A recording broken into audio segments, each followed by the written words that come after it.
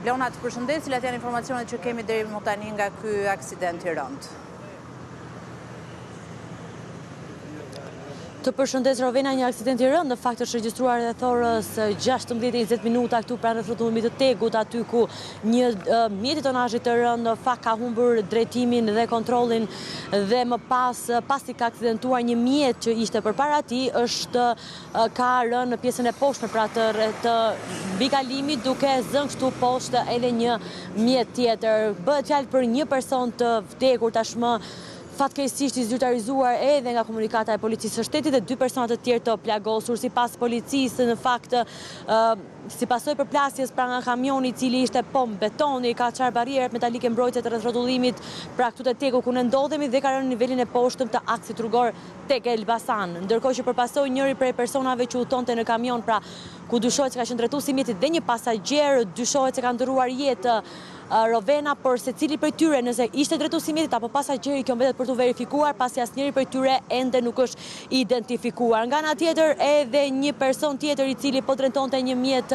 tip Audi, ka qenë 28 vjeçar, i cili ndodhet jashtë rrezikut për jetën, po ashtu në spital. Policia thotë se vjen ende hetimet sa i takon edhe rrethanave të këtij aksidenti që në fakt mbeten misterioze dhe nga ana tjetër kemi edhe informacionet në lidhje me gjendje shëndetësore të plagosurve. Në spitalin e traumës po merr trajtim mjekësor një plagosur nga aksidenti rreth rrotullimit të Tegut, pra bëhet fjalë për personin tjetër që ndodhej në mjetin e tonazhit të rënd.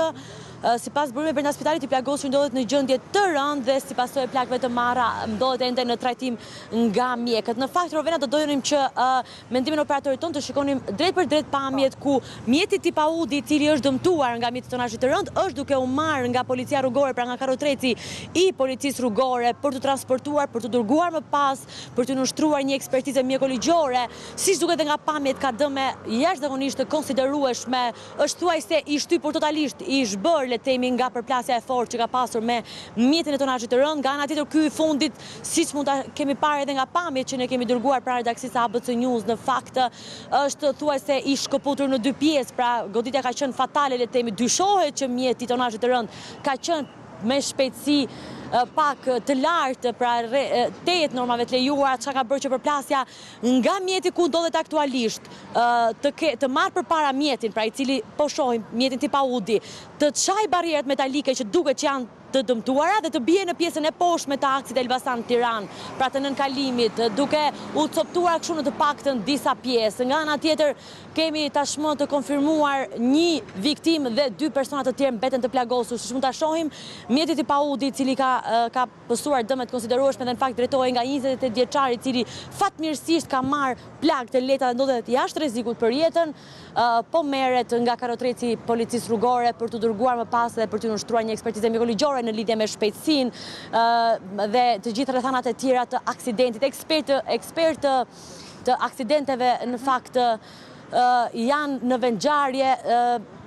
efektiv nga drejtoria e përgjithshme rrugore, janë po ashtu efektiv nga qarkullimi i Tiranës, po ashtu ndodhen në vendin e ngjarjes për të bërë mundur dhe zbardhjen e detajeve të ngjarjes së rënd, pra të këtij aksidenti, ashtu siç e thënë ti në hyrje të këtij komunikimi live, duket sikur historia është përsëritur pas 3 vitesh. Përpara 3 vitesh kemi raportuar për një ngjarje shumë të rënd ku në të njëjtin vend kanë humbur jetën 3 adoleshentë dhe sot raportojnë po ashtu për një tjetër aksident të rënd me 1 viktimë dhe 2 të plagosur. Nga ajo që kuptojmë, Leona, nga dinamika, duket një mrekulli që betonierja nuk ka zënë një makinë tjetër që mund të ishte në nënkalim poshtë në aksin Tiranë-Elbasan dhe ti e preke në fakt që deri në këtë moment dyshohet se mund të ketë qenë shpejtësia te normave të lejuara, po nga informacionet paraprake mbetet kjo e njëjta pistë apo ndoshta ka dhe dyshime të tjera që diskutohen? Po, Rovena, në fakt të njëjtën pyetje kemi drejtuar edhe antarët grupit hetimit. Fatmirësisht nuk ka persona të tjerë të lënduar, por një ndër le themi arsyet kryesore është se në rreth orës 14:20 në momentin që u regjistrua ngjarja nuk ka pasur fatmirësisht shumë mjete në lëvizje, çka ka bërë që të kemi më pak mjete të përfshira në aksident, fatmirësisht një numër të ulët. Ndërkohë nga ana tjetër, në fakt, Rovena, nga ekspertiza ose nga ato detajet e para që ka bërë grupi i hetimit në lidhje me shenjat e para, gërvishtjet që ka pësuar pra mjeti tonazhit të rënd, goditja e mjetit, pra tip Audi që aktualisht po transportohet me karroterisën e policisë rrugore, por edhe me mënyrën se si ka rënë poshtë, pra ka qarë barrierat metalike, dyshohet që mund të ketë qenë me një shpejtësi të konsiderueshme, për shkak se mund të ishte manovruar, duke qenë që barrierat metalike janë, le të themi, të forta konsiderueshëm, apo edhe, le të themi, rrethrotullimi nuk është i prerë. Pra kishte mundësi për të manovruar, të paktën kështu bëhet ekspertiza nga ekspertët e aksidenteve rrugore, çka do të thotë që dyshohet që mund të ketë qenë me shpejtësitë e normave të lejuara, për shkak se nuk ka pasur mundësi